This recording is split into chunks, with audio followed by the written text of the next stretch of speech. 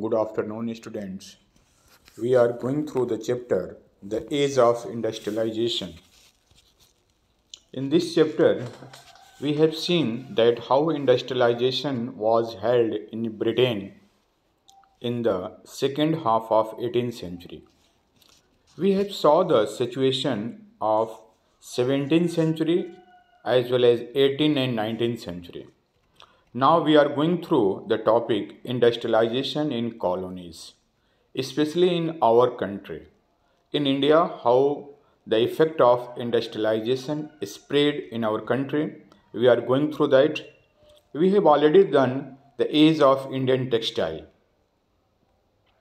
In that, we have seen that what was the position of Indian textile before the colonial period, that is during the 17th century, during the 17th and 18th century. We have seen that during 17th century, our trade relationship with the different country was very prosperous. It was being held through the land route as well as the sea route from Surat port as well as Hooghly and Musolipatnam ports. After that, what happened? That when the British took the control in our country, they took the political power after the Battle of Plassey and Battle of Buxar. As you know, Battle of Plassey was held in 1757 and Battle of Buxar 1764. After the Battle of Buxar, Britishers got the Diwani of Bengal. Means they got the right to collect the taxes from the Bengal, and in Bengal presidency, Bengal, that is the East Bengal as well as West Bengal, Bihar and Odisha, all these states came. After that, we will see that what happened to the Indian textile and what was the position of the weavers during the 18th century, during the second half of 18th century. Now let's start that what happened to weavers. The consolidation of East India Company power after the 1760s did not initially lead to a decline in textile export from India. सत्ता में आने के बाद as I told 1764 में जो battle of Buxar हुआ था उसके बाद जो राजनीतिक अधिकार उसे मिल गया था ईस्ट इंडिया कंपनी को, तो सत्ता में आने के बाद ईस्ट इंडिया कंपनी ने does not initiated lead to decline of textile export from India. India से जो टेक्सटाइल जो वस्त्र एक्सपोर्ट होता था ब्रिटेन जाता था उसको उसने रोका नहीं. जो है इनिशियली ले डाउन डिक्लाइन नहीं हुआ. British cotton industry has not expanded and Indian fine textile were in great demand in Europe. Britain में कॉटन टेक्सटाइल इंडस्ट्री अभी विकसित नहीं हुई थी, जिस कारण उन्होंने निर्णय लिया कि भारत की जो अच्छी क्वालिटी के टेक्सटाइल्स हैं उनको एक्सपोर्ट किया जाए. उनकी ज़्यादा मांग थी यूरोपियन देशों में. So the company was keen on expanding textile export from India. So company इस बात में ज़्यादा रुचि रख रही थी कि इंडियन टेक्सटाइल को एक्सपोर्ट किया जाए. Was keen on expanding Indian export from expanding textile export from India. Before establishing political power in Bengal and Karnataka in 1760s and 1770s, the East India Company had found it difficult to ensure a regular supply of goods for export. Before establishing political power establish करने से पहले Britishers के सामने काफ़ी problem हो रही थी regular supply के लिए. उनको रेगुलर सप्लाई नहीं मिल पा रहा था क्योंकि और दूसरी सारे देशों के और दूसरी कंपनियां थी जो कि बार्गेनिंग कर रही थी, जो कंपटीशन में थी उन प्रोडक्टों को वेबर से खरीदने के लिए.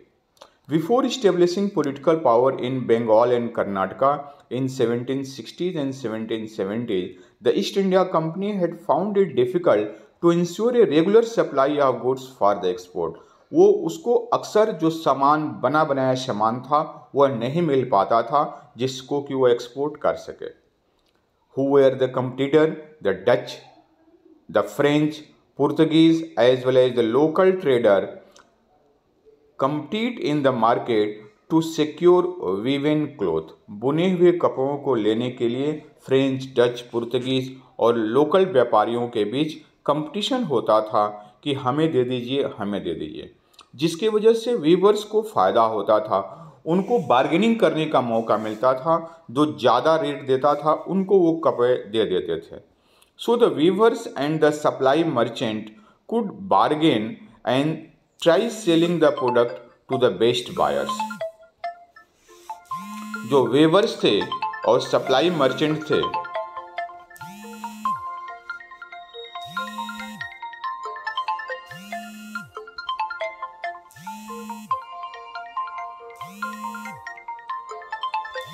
Now the weavers and the supply merchant they could bargaining, वो बार्गेनिंग कर सकते थे। Where is that? Weavers and the supply merchant could bargain and try selling the produce to the best buyers. Because बहुत सारी competition थे, तो अब वो रेट को अपने अनुसार डिसाइड कर सकते थे कि किस रेट पर हम दे। जो बेहतर रेट देता था उसको दे देते थे। जो बुनकर थे और जो सप्लाई मर्चेंट, जो क्या करते थे, जो बुनकरों से ले करके और बिग शिप पर जा करके उनको देते थे। जो तो ये रेट को बार्गेनिंग करते थे। Could bargain and try selling the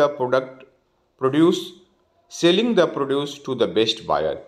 in their letter back to London, company official continuously complain of difficulties of supply and high prices. London को में जो पत्र लिखते थे ईस्ट इंडिया कंपनी के अधिकारी, वो हमेशा कंप्लेन करते थे कि सप्लाई समय पे नहीं मिल रहा है। Company officials continuously complain of difficulties of supply and high prices. However, once the East India Company established political power, it could assert a monopoly right on trade। एक बार जब राजनीतिक सत्ता भारत में हासिल हो गई, तब वह एकाधिकार हासिल कर सकते थे, जो उन्होंने किया। Once the East India Company established political power, it could assert a monopoly rights to the trade. It proceeded to develop a system of management and control that would eliminate competition, control cost, and ensure regular supply of cotton and silk goods. So, as I told that East India Company established political power in 1964. After that, what she did, it proceeded to develop a system of management। उसने एक system of management और control की व्यवस्था स्थापित की, जिसके तहत जो है वह कंपटीशन को हटा सके, कॉस्ट के ऊपर कंट्रोल कर सके, अपनी आवश्यकता के अनुसार या अपने अनुसार कॉस्ट को मैनेज कर सके और रेगुलर सप्लाई को इंश्योर कर सके।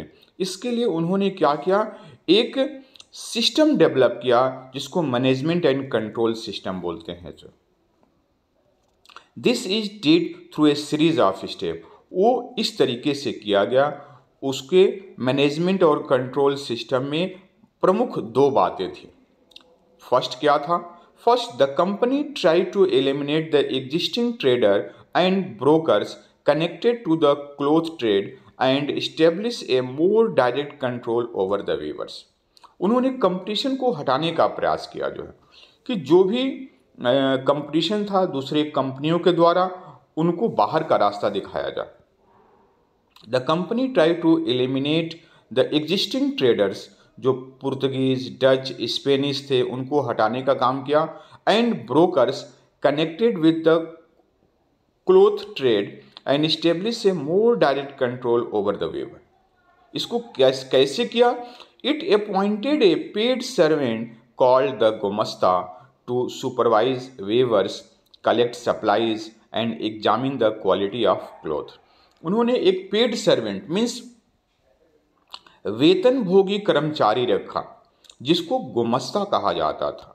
उसका काम था वीविंग का जो बुनाई वाला कार्य था उसका सुपरविज़न करना, उसको देखना कि क्या उसकी क्वालिटी सही है या नहीं।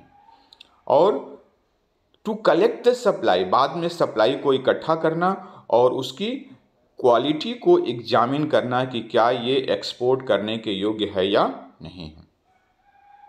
सेकेंड तरीका क्या था, सेकेंड वे क्या था, to establish the management and control. It prevented company weavers from dealing with other buyer. It prevented company weavers, जो कंपनी के बुनकर थे, मीन्स जो उनसे एडवांस ले लेते थे, उनको दूसरे से डील करने से मना कर दिया जाए। It prevented company weaver from dealing with the other buyers. One way of doing this was through the system of advance. Once an order was placed, the weaver were given loan to purchase the raw material for their production. Those who took loan had to hand over the cloth they produced to the gumasta. They could not take it to any other traders. What happened, ma'am? So the second way was कि to prevent the company weavers from dealing with the other buyers, कि वो दूसरों के साथ कोई dealing ना कर सके। जो इसके लिए उन्होंने क्या किया कि one way of doing this was through the system of advance. वह बुनकरों को एडवांस दे देते थे।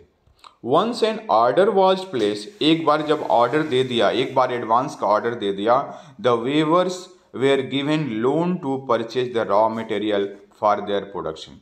उसके बाद उनको पैसे दिए जाते थे, जो एडवांस दिए जाते थे उनसे वो रॉ मटेरियल परचेज करते थे जो उनको ऑर्डर दिया जाता था उसके अनुसार। Those who took loan had to hand over the cloth they produce to the gumasta. जो लोन लेते थे उनको, जिनसे वो लेते थे, जो गुमस्ता उनको प्रोवाइड करते थे उन्हीं को देना पड़ता था। They could not take it to any other traders, वह इसे दूसरे ट्रेडर्स को नहीं दे सकते थे। As the loan followed in and the demand for fine textile expanded, weaver eagerly took the advance hoping to earn more. जैसे जैसे लोन मिलने लगा एडवांस में और फाइन टेक्सटाइल की मांग बढ़ने लगी, जो बुनकर थे वह एडवांस लेने के लिए आगे आने लगे क्योंकि उनको पैसे की आवश्यकता थी और वो ज़्यादा से ज़्यादा पैसे लेने लगे। Weavers eagerly took the advance and hoping to earn more, ताकि वो ज़्यादा से ज़्यादा प्रॉफिट अर्न कर सके। Many weavers had small plot of land which they had earlier cultivated along with weaving, and the produce from this took care of their family need. बहुत सारे बुनकरों के पास छोटे प्लॉट थे, छोटे लैंड के प्लॉट थे और प्लस साथ में बुनकरी का कार्य भी करते थे। With they had earlier cultivated along with weaving, weaving के साथ साथ बुनकरी के साथ साथ वह लैंड का कल्टीवेशन भी करते थे। And the produce from this to care of their family need, और उससे जो पैदावार होती थी वह परिवार की देखरेख में सहयोग करता था। Now they had to lease out the land and devoted all their time to weaving. अब उन्होंने क्या किया, अपनी ज़मीन को लीज पर दे दिया, अपनी ज़मीन को पेशगी दे दिया, जिससे कि प्रत्येक सीजन में कुछ न कुछ पैसे उनको मिलने लगे और अपना पूरा का पूरा ध्यान जो है वह बुनकर वाले कार्य पे लगाया जो है। So now they had to lease out the land and devoted all their time to weaving. Weaving in fact required the labor of the entire family with the children and women all engaged in different stages of the process. परिवार के सभी सदस्य, बच्चे, वृद्ध, सभी जो है उस बुनकरी के कार्य में लग गए जो है, ताकि ज़्यादा से ज़्यादा प्रॉफिट अर्न किया जा सके। Now see what was the problem. Actually इससे पहले जो ट्रेडिंग मर्चेंट हुआ करते थे वो उनके बीच ही रहते थे, उनके समाज के लोग थे। कई बार उनको जो पैसे की आवश्यकता पड़ती थी तो वो बीच बीच में देते रहते थे जो है, और एक और फ़ायदा था कि उनके साथ रेट की बार्गेनिंग करते थे क्योंकि बहुत सारा कंपटीशन था। अब ये जो नए गुमस्ता आए थे उनका बुनकरों के समाज से कोई डायरेक्ट रिलेशन नहीं था, वो बाहर के थे और जनरली वो समय समय पे सिपाहियों के साथ आते थे और समय पे सप्लाई नहीं मिलती थी तो वह बैडली ट्रीट करते थे। Let us see soon however in many weaving villages there was report of clashes between weavers and गुमस्तास। बहुत सारे बुनकर गांवों में रिपोर्ट आने लगी कि गुमस्ता और बुनकरों के बीच क्लैशेस होने लगे, विवाद होने लगे। Earlier supply merchant had very often lived within the weaving villages and has a close relation with the weavers, looking after their needs and helping them in the time of crisis। जो trade merchants थे उनका गांव के बुनकरों के साथ close relationship था और समय समय पे उनको हेल्प करते रहते थे। The new gomastha were outsider with no long term social link with the villages. लंबे समय से या वो समाज उनके समाज से उनका संबंध नहीं था। वो ब्रिटिशर्स थे, ब्रिटिशर्स के पेड वर्कर थे। दे एक्टेड एरोगेंटली, वह दम्भपूर्वक व्यवहार करते थे। मार्च्ड इनटू विलेज विद सिपाही एंड प्यून, वह गांवों में सिपाही के साथ आते थे, फोर्स के साथ आते थे और प्यून के साथ आते थे। And punished weavers for delaying in supply, often beating and flogging them. वह जो बुनकर अपने प्रोडक्ट को समय पर नहीं देता था उनको पनिश भी करते थे, उनको पीटते थे। एंड फ्लग देम मीन्स उनको कोएं बरसाते थे, उनको सीवियर पनिशमेंट दिया जाता था। The weavers lost the space to bargain for price and sell to different buyers।